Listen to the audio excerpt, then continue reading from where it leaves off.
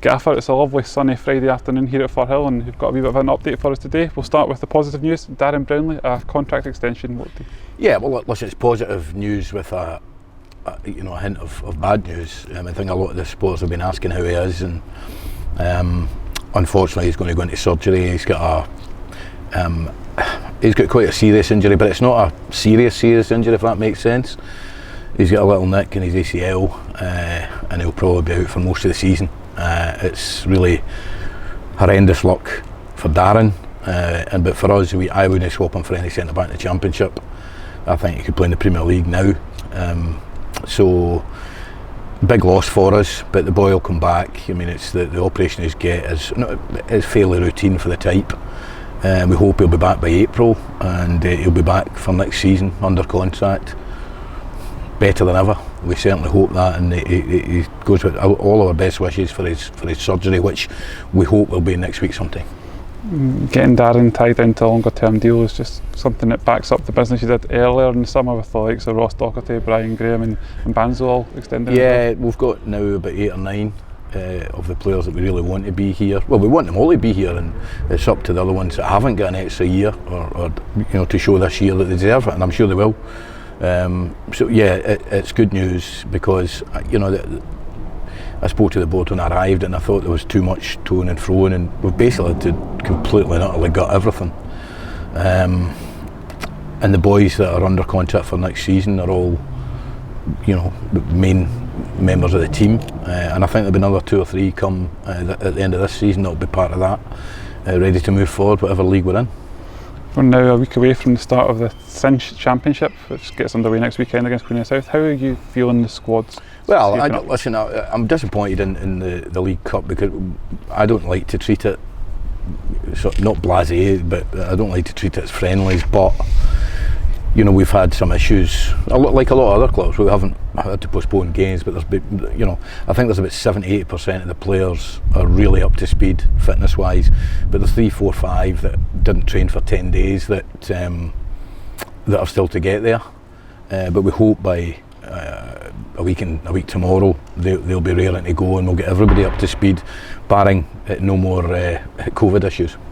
There have been some good individual performances, there have been some good team performances in spells, so I know that we want to win and progress in the cup, and we go into the last game with a chance of doing that. Absolutely. So that's exactly where you... Yeah, I mean, I thought the game against Dunfermline we played really well, and we should have been 2 or 3 ahead before they scored, and that's given me a lot of confidence moving forward. We know we need to get the defensive side of things sorted out, but it looks like we'll be a team, and this is what I wanted, that's going to score goals, because out with the last... Well, listen, we only get beat once in the last 18 games, but certainly out with the last 10 games there hasn't been a lot of excitement, and we want to try and be exciting for our supporters, and far better to win a game 4-3 than win 1-0, and that's going to be the outlook. You spoke of excitement. We've just added a new exciting player to the team in Cammy Smith. What does Cammy offer to bring to the squad? Well, listen, he's a great age. I've tried to sign him before. He had other options. I know every manager says that, but he did. And I think what swayed him here was the style of play. He had a terrific season a couple of seasons back when St Mirren won it, and I think he was nominated for Championship Player of the Year, and he went to Ayr and did really well, and then took the plunge to go to America, and I think it was more the lifestyle didn't really suit, and he can play anywhere across the middle, off the front. He gives great flexibility, he can make goals, score goals, and I do feel he's at a stage now, he's 25, he wants to put down roots, so we've got him in a 2-year contract, and we'll give him the opportunity to do that. I'm really, really excited about him, because I know some of the boys I got from Aberdeen, like Harvey and Rose and Shanklin, they all know him, and they came through just after him, and they all speak very highly of him, so I'm delighted to eventually get him.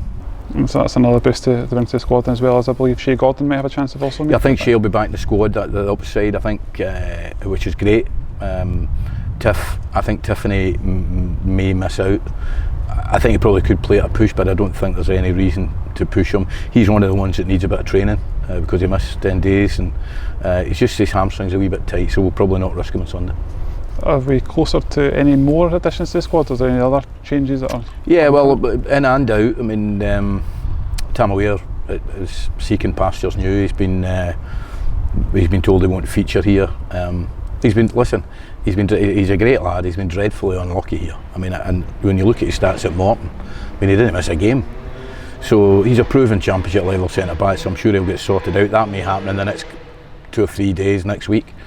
And we have a centre back coming, but there's been 1 or 2 little issues at his parent club, but it's people that I know and trust very well, so I would expect the player involved to be here early next week.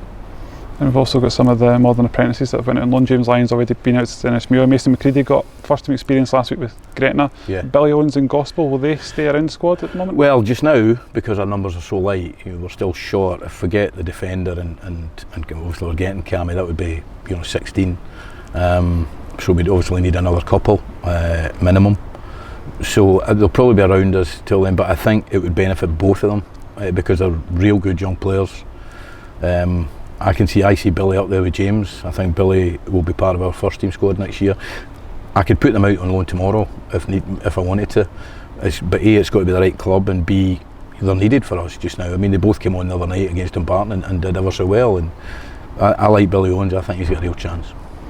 And of course, adding to the squad is underpinned by season ticket sales. We're now over 1,900, and that's just a phenomenal demand. Well, somebody's getting close to winning something very, very special. As soon as that phone goes for the 2,000 season ticket, they'll get something very special. And see, for next year, we want to sell 2,500, and let's just try and keep progressing our club forward. Gaffer, thanks for the update and thanks for your time. Thanks, Graham.